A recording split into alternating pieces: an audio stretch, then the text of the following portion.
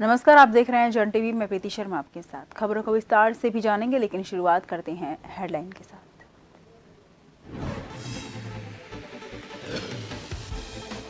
CM Pushkar Singh Dhami का पटवाड़ी में road show, Ghansali और झबरेड़ा में जनसभा को किया संबोधित। इधर नड्डा की 4 अप्रैल को पिथौरागढ़ और विकास नगर में रैली, 5 अप्रैल को हरिद्वार में रोड शो। उत्तराखंड में कांग्रेस को लगा झटका, हरिद्वार से वरिष्ठ नेता एसपी सिंह इंजीनियर कार्यकर्ताओं के साथ बीजेपी में हुए शामिल। बीजेपी ने कहा पार्टी को मिलेगा अनुभव का फायदा। निजी स्कूलों की मनमानी से अभिभावक परेशान, बुक सेलर बेच रहे महंगी किताबें। शिकायत में हल्द्वानी में सिटी मजिस्ट्रेट ने किया निरीक्षण।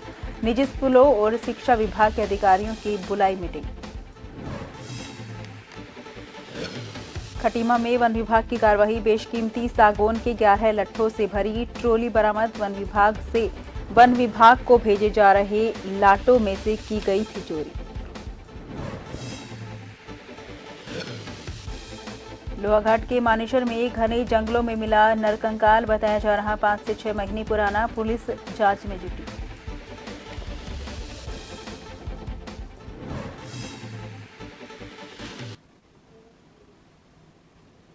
रुक करते हैं खबर की ओर। सीएम पुष्कर सिंह धामी ने भटवाड़ी में रोड शो किया। रोड शो के बाद सीएम धामी भटवाड़ी के रामलीला मैदान पहुंचे, जहां उन्होंने जनसभा को संबोधित करते हुए कहा कि प्रधानमंत्री मोदी ने मुझे आपके बीच संदेश वाहक के रूप में भेजा है। उन्होंने कहा कि पीएम मोदी को तीसरी बार देश का प्रधानमंत्री बनाना है। सीएम धामी ने कहा कि नरेंद्र मोदी के देश में प्रधानमंत्री बनने के बाद विश्व में भारत का डंका बजा है। उन्होंने कहा कि प्रधानमंत्री मोदी ने उत्तराखंड में 3G20 करने का मौका दिया है। इस दौरान सीएम धामी ने केंद्र सरकार की उपलब्धियां गिनाई। उन्होंने कहा कि पीएम मोदी ने देश हित में अनेक बड़े फैसले लिए हैं।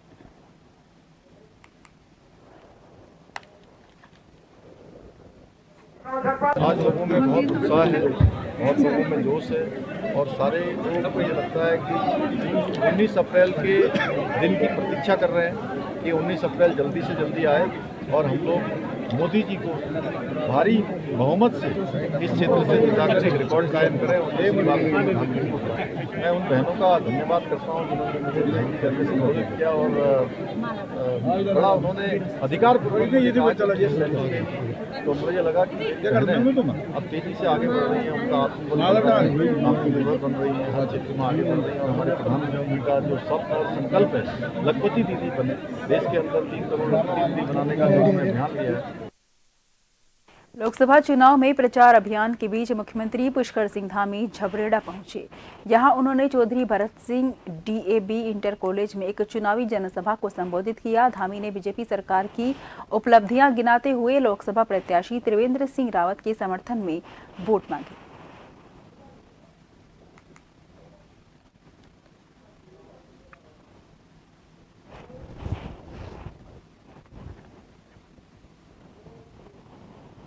बीजेपी के राष्ट्रीय अध्यक्ष JP नड्डा गुरुवार को सीमांत जनपद पिथौरागढ़ में 12:30 बजे जनसभा को संबोधित करेंगे। इसके बाद टिहरी लोकसभा क्षेत्र के अंतर्गत विकास नगर में 2:30 बजे जनसभा करेंगे। इसके बाद 4:30 बजे JP नड्डा देहरादून पहुंचेंगे, जहां एक निजी होटल में टिहरी लोकसभा सीट को लेकर चुनाव प्रबंधन समिति के साथ बैठक करेंगे और फीडबैक भी लेंगे। रात्रि प्रवास देहरादून में करने के बाद अगले दिन हरिद्वार के लिए रवाना होंगे। पहले संतों के साथ बैठक करेंगे, उसके बाद एक रोड शो में भी JP नड्डा शामिल होंगे। रोड शो खत्म करने के बाद बीजेपी कार्यकर्ताओं के साथ JP नड्डा बैठक करेंगे, जिसमें हरिद्वार जिले की 14 विधानसभाओं के कार्यकर्ता शामिल हो रहे हैं।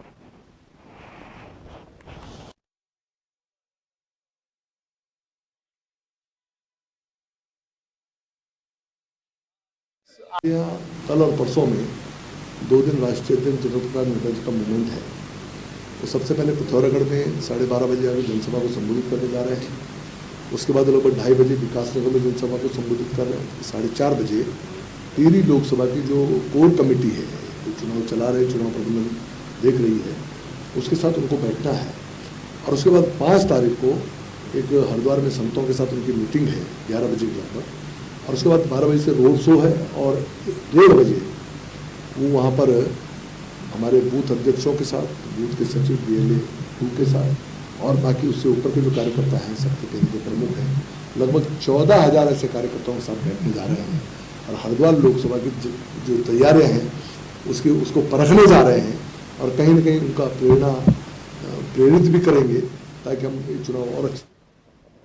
कैबिनेट मंत्री गणेश जोशी द्वारा देहरादून में बीजेपी सेवानिवृत्त कर्मचारी प्रकोष्ठ उत्तराखंड द्वारा आयोजित सम्मेलन में बतौर मुख्य अतिथि कार्यक्रम में हिस्सा लिया। कार्यक्रम का शुभारंभ कैबिनेट मंत्री गणेश जोशी द्वारा दीप प्रज्वलित कर किया गया। कार्यक्रम में टिहरी लोकसभा सीट से बीजेपी सांसद प्रत्याशी माला राज्य लक्ष्मी शाह और राज्य मंत्री विनय रोहिला भी उपस्थित रहे।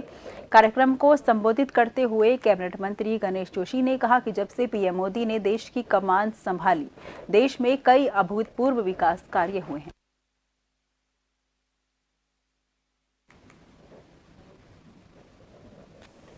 का नेतृत्व वो चमत्कारी व्यक्तित्व कर रहा है जिसने विश्व के बदले भारत के मान को ऊंचा किया। आज पूरा देश मोदीमय है और आज उत्तराखंड से तो मोदी जी का विशेष लगाव। उन्हें बाबा केदार की धरती से कहा था कि आने वाला सुख उत्तराखंड का होगा और लगातार उत्तराखंड को उनका विशेष आशीर्वाद मिल रहा है। आज रुद्रपुर से उन्होंने चुनावी संकल्प किया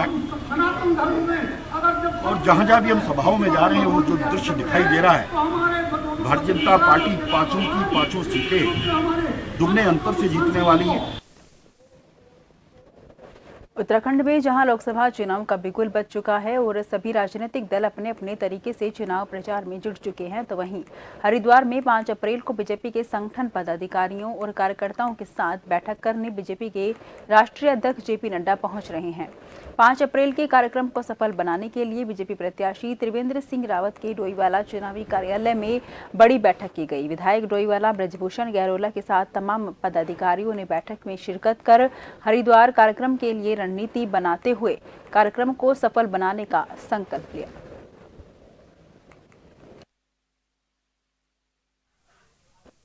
भारतीय जनता पार्टी के राष्ट्रीय अध्यक्ष जी 5 तारीख को हरिद्वार में आ रहे हैं और वो हमारे पूरे जो हमारी हरिद्वार संसदीय क्षेत्र है उसके बूथ के अध्यक्ष, अपने बूथ के सचिव और BLA 2 और शक्ति केंद्र के संयोजक, शक्ति केंद्र के प्रभारी और हमारे ज़िले के, प्रांत के, प्रदेश के जो हमारे कुछ क्षेत्र में रहने वाले जो भी हमारे मोर्चों के हैं, प्रकोष्ठों के हैं, पदाधिकारियों के साथ एक बैठक करेंगे। और आज हमने उसकी तैयारी की दृष्टि से और अन्य जो हमारे 1 तारीख से जो हमारे अभी तक लगातार कार्यक्रम जो चल रहे हैं उसकी भी हमने आज समीक्षा करी है। उत्तराखंड में हरिद्वार लोकसभा क्षेत्र में कांग्रेस के वरिष्ठ नेता SP सिंह इंजीनियर ने अपने कार्यकर्ताओं के साथ कांग्रेस का साथ छोड़कर बीजेपी का दामन थाम लिया। SP सिंह इंजीनियर हरिद्वार लोकसभा की 14 विधानसभा में से एक ज्वालापुर विधानसभा से 2017 में कांग्रेस के टिकट पर चुनाव लड़ चुके हैं और पार्टी में अनुसूचित जाति जनजाति मोर्चे का बड़ा चेहरा थे। प्रदेश अध्यक्ष महेंद्र भट्ट ने उनके बीजेपी में शामिल होने पर कहा कि हरिद्वार लोकसभा सीट पर SP सिंह इंजीनियर के अनुभव का फायदा लेते हुए बीजेपी उन विधानसभा क्षेत्र को भी जीतने की कोशिश करेगी जहां पार्टी को हार का सामना करना पड़ा।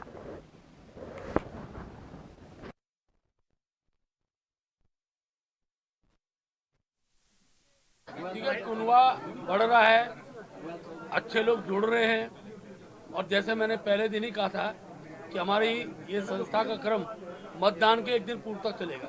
मुझे बताते हुए खुशी है कि भिन्न दलों के ऐसे प्रभावशाली लोग लगातार जुड़ रहे हैं। आज भी हरिद्वार के अंदर भी ज्वाइनिंग का कार्यक्रम था और यहाँ पर इंजीनियर SP सिंह जी ने हमारी पार्टी उनके अथाह समर्थकों के साथ ज्वाइन किया है। खास तौर पर जो हमारा अनुसूचित जाति का तबका है उसमें काम को बढ़ाने के लिए हम इंजीनियर साहब का सहयोग लेंगे। देखिए, ये बदलाव का दौर है और मुझे महसूस हो रहा था बहुत समय से कि हमें भी जो है बदलाव के साथ चलना चाहिए।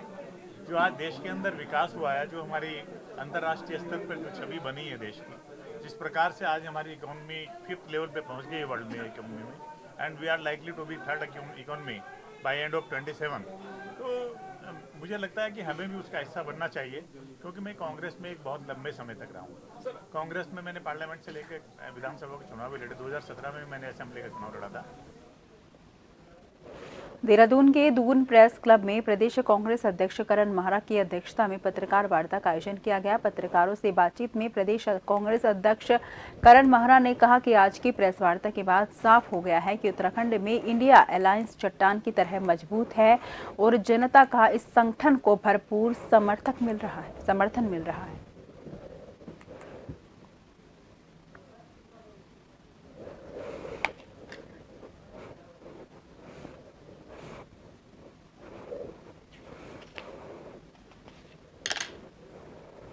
कि कई लोग शिफ्ट हो गए, तो मैं उसमें ये कहना चाहूँगा कि निम के कामों की जांच आगे भी हो सकती है जो दूसरी सरकार आएगी।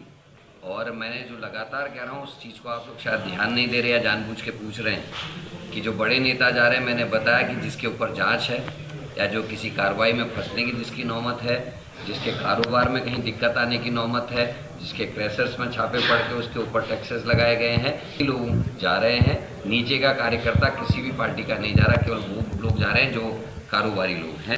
देखिए, लोकतंत्र को बचाने के लिए जिस तरीके से इंडिया गठबंधन की बातें हुई, ऊपर के लेवल पे चीज हुई है, इसलिए हमारा जरूरी है। कांग्रेस के कुछ साथी भी हमारे बैठे थे, कुछ इससे बैठे थे, अपने और दलों से भी बैठे थे, एक इंडिया गठबंधन बना। हम उसमें जाना हमारा जरूरी मजबूरी हो गई, क्योंकि जिस तरह के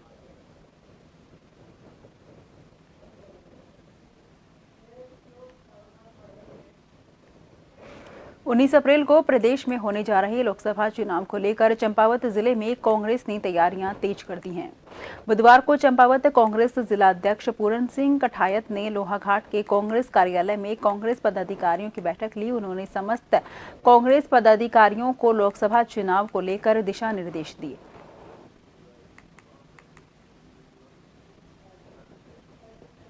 कांग्रेस जिस तरह से 19 अप्रैल को इस लोकसभा इस उत्तराखंड में ही प्रथम चरण का लोकसभा चुनाव होने जा रहा है और कांग्रेस के पक्ष में अभी माहौल है। चाहे हम किसी क्षेत्र में चले जाएं, अभी उनके नामांकन में गए थे हम के अल्मोड़ा में, तब भी हमने देखा बहुत जनसमूह जो है वो उमड़ के आया था। और इसी तरह से अब हम फेसबुक और व्हाट्सएप के माध्यम से और उसके माध्यम से देख रहे हैं कि जिस तरह से हमारे 5 की 5 सीटों में जो है हमारी कांग्रेस के अच्छे कैंडिडेटों के साथ में अच्छी लहर बनी हुई है और कांग्रेस के पक्ष में माहौल है। 5 की 5 सीटें हम निश्चित तौर पर जीतने जा रहे हैं। लोकसभा चुनाव के बीच बीजेपी और कांग्रेस में आरोप प्रत्यारोप का दौर जारी है। हरिद्वार में कांग्रेस की प्रदेश मीडिया प्रभारी डॉक्टर चयनिका उनियाल ने प्रेस कॉन्फ्रेंस कर प्रधानमंत्री नरेंद्र मोदी के उत्तराखंड दौरे को लेकर निशाना साधा और कई आरोप लगाए। चयनिका उनियाल ने कहा कि प्रधानमंत्री नरेंद्र मोदी को उत्तराखंड में हुए भर्ती घोटाले, अंकिता हत्याकांड, अग्निवीर योजना और केदारनाथ मंदिर में हुई सोने की चोरी जैसे मुद्दों पर भी जवाब देना चाहिए। उन्होंने साफ तौर पर कहा कि कांग्रेस इन मुद्दों पर चुप नहीं बैठेगी और जोर शोर से जनता के सामने बीजेपी की सच्चाई को रखा जाएगा।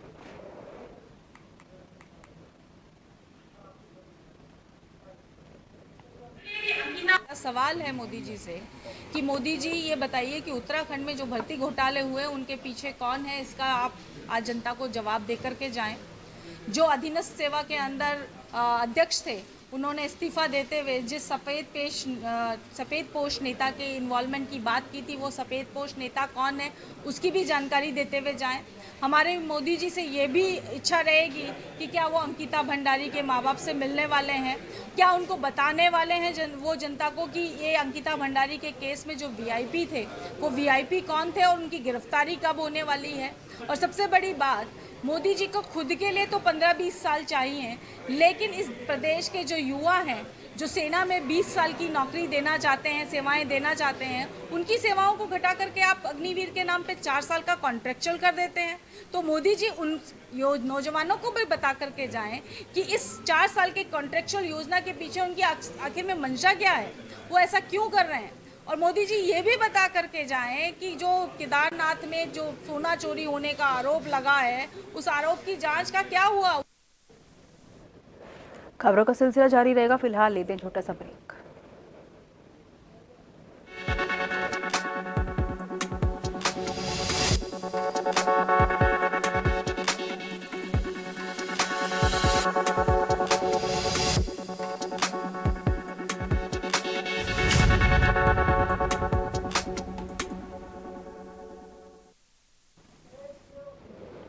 ब्रेक के बाद फिर से आपका स्वागत है। रुक करते हैं खबरों की ओर। अगले कुछ दिनों में उत्तराखंड पहुंचने वाले केंद्रीय मंत्रियों की लंबी फहरिस्त है।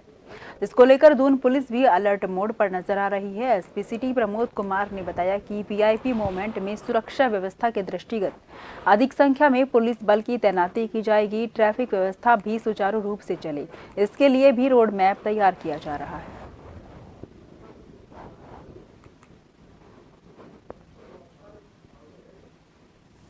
लगातार जो वीआईपी या वीवीआईपी विजिट जो है वो शुरू होने वाली हैं। ये जो रैलियां होने वाली हैं पार्टी विशेष, जिनकी काफ़ी पार्टी के द्वारा स्टार प्रचारकों की सूची जारी कर दी गई है, उनके द्वारा भी हाल में जो है रैली का आयोजन भी होने वाला है। तो उसको लेके भी हमारे द्वारा जो है कमर कस ली गई है, उसमें फोर्स की व्यवस्था की जा रही है और जैसे जैसे जिस लीडर्स की जहाँ भी रैली होगी तो उसके अनुसार फोर्स की व्यवस्था भी की जाएगी और साथ ही साथ ट्रैफिक व्यवस्था पर भी ध्यान दिया जाएगा ताकि आम जन को भी कम से कम इसमें सुविधा हो। खटीमा वन क्षेत्र में लकड़ी की तस्करी रुकने का नाम नहीं ले रही है। वहीं खटीमा उपवन प्रभाग के किलपुरा रेंज के अंतर्गत वन विभाग द्वारा वन निगम को हस्तांतरित किए गए लाटों में से चोरी किए जा रहे 11 बड़े बड़े सागौन के बेशकीमती लट्ठे से भरी एक ट्रोली बरामद की गई है। वन विभाग द्वारा लट्ठे से भरी ट्रोली पकड़ ली गई, लेकिन ट्रैक्टर का ड्राइवर मौके से गायब था। साथ ही मौके में वन विभाग ट्रैक्टर को भी नहीं पकड़ पाया। वहीं खटीमा वन उप प्रभाग की एसडीओ संचित वर्मा ने बताया कि वन निगम को हस्तांतरित की गई लाट में से एक ट्रोली सागौन से भरी हुई वन विभाग और वन निगम की संयुक्त टीम ने बरामद की है, लेकिन मौके से ट्रैक्टर और उसका ड्राइवर गायब था। मामले की जांच की जा रही है।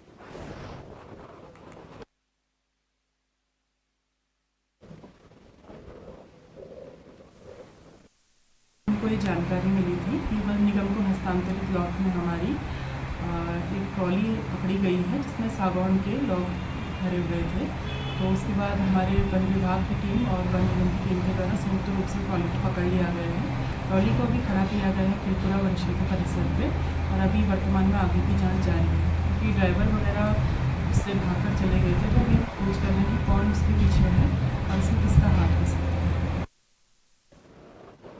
लोहाघाट विधानसभा के बाराकोट ब्लॉक के बंतोली गांव के ग्रामीण लंबे समय से मड़ोखा खान बंतोली सड़क में डामरीकरण की मांग शासन और प्रशासन से कर रहे हैं, पर ग्रामीणों की कहीं पर कोई सुनवाई नहीं हो पा रही है। बंतोली के आक्रोशित ग्रामीणों ने ग्राम प्रधान नारायण सिंह फड़त्याल के नेतृत्व में सड़क में खड़े होकर शासन प्रशासन के खिलाफ नारेबाजी करते हुए प्रदर्शन किया और 19 अप्रैल को होने जा रहे लोकसभा चुनाव बहिष्कार का ऐलान कर दिया। इस दौरान ग्रामीणों ने रोड शो नहीं तो वोट नहीं के नारे लगे।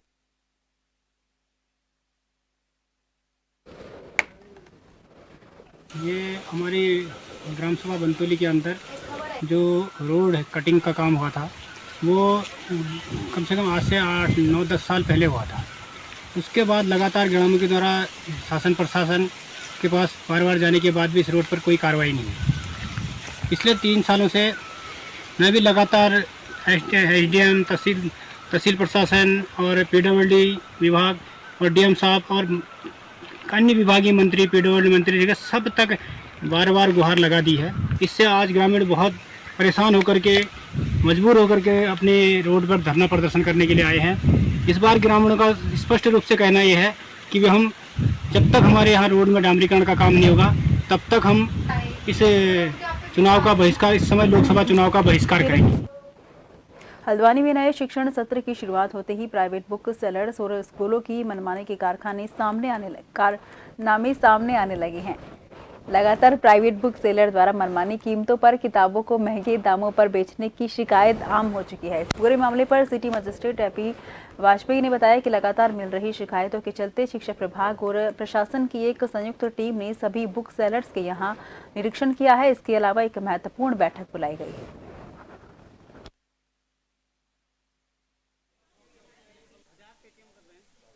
सत्र जैसे शुरू हुआ है तो ये हर बार ही देखा गया है कि जब भी सत्र शुरू होता है दुकानों पे बहुत भीड़ हो जाती है। एक तो अभिभावकों से भी अनुरोध है कि वो इसको प्रॉपर समय अभी है हमारे पास, अनावश्यक रूप से परेशान न हो। दूसरा, कुछ शिकायतें जो आ रही हैं कि वो ओवर प्राइसिंग कर रहे हैं। साथ में ये भी संज्ञान में आया कि कुछ रेफरेंस बुक के नाम पे ऊंचे मूल्य की किताबें बेची जा रही हैं, तो उसका संज्ञान लिया गया है। और कल हम लोगों ने इसमें शिक्षा विभाग के माध्यम से एक मीटिंग भी रखी हुई है 11 बजे, और उसमें मुख्य शिक्षा अधिकारी को भी कहा है और खंड शिक्षा अधिकारी भी इसमें रहेंगे।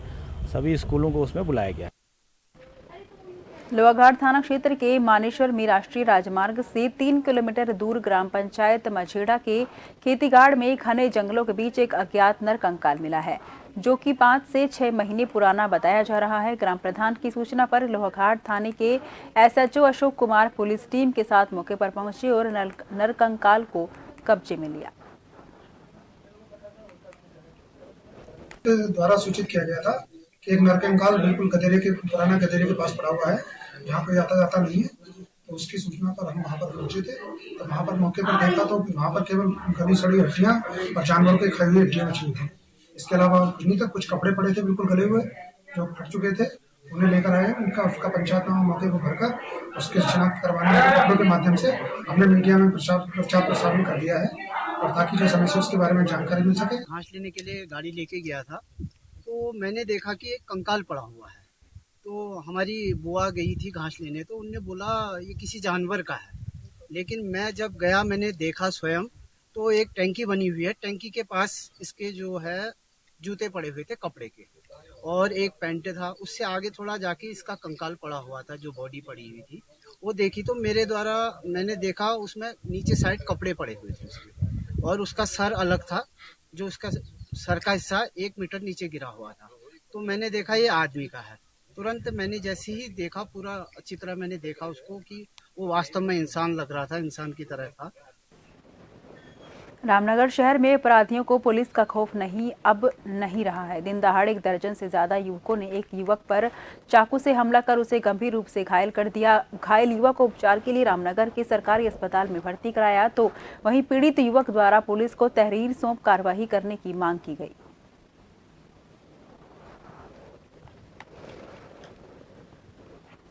मोहिती में काम कर रहा था, तो 10-20-25 लौंडे आते हैं और मुझे मार के चले जाते हैं, और एक के पास चाकू भी था। किसी को पहचानता हूँ? मैं 3 को पहचानता हूँ। तहरीर दी है कोतवाली में? जी।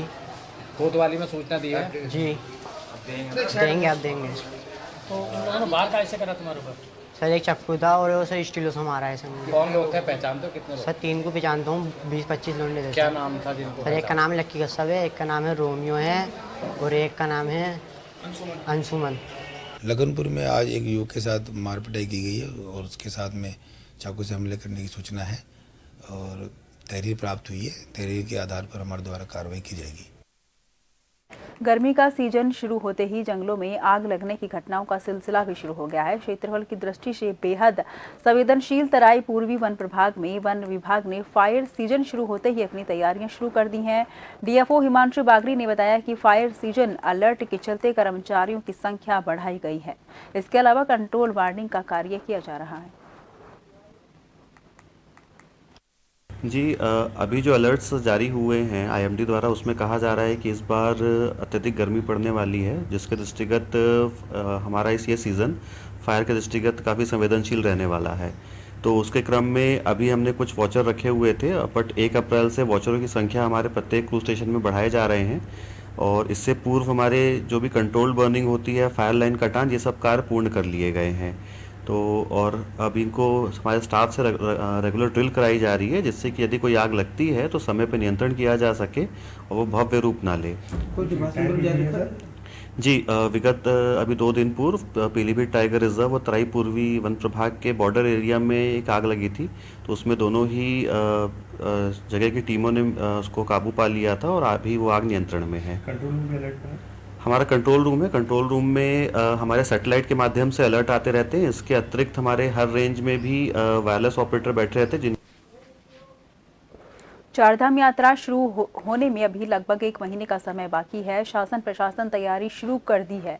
वहीं बात की जाए गंगोत्री धाम की, तो नगर पंचायत द्वारा गंगोत्री धाम में यात्रा की तैयारी को लेकर गंगोत्री नगरी में कार्य शुरू कर दिया गया है, जिससे कि नगर पंचायत टीम द्वारा गंगोत्री धाम में सफाई व्यवस्था पर काम शुरू कर दिया गया है। वहीं नगर पंचायत अधिकारी द्वारा गंगोत्री नगरी को यात्रा शुरू होने तक पूरा कार्य करने पर लगातार पूरी कोशिश की जा रही है।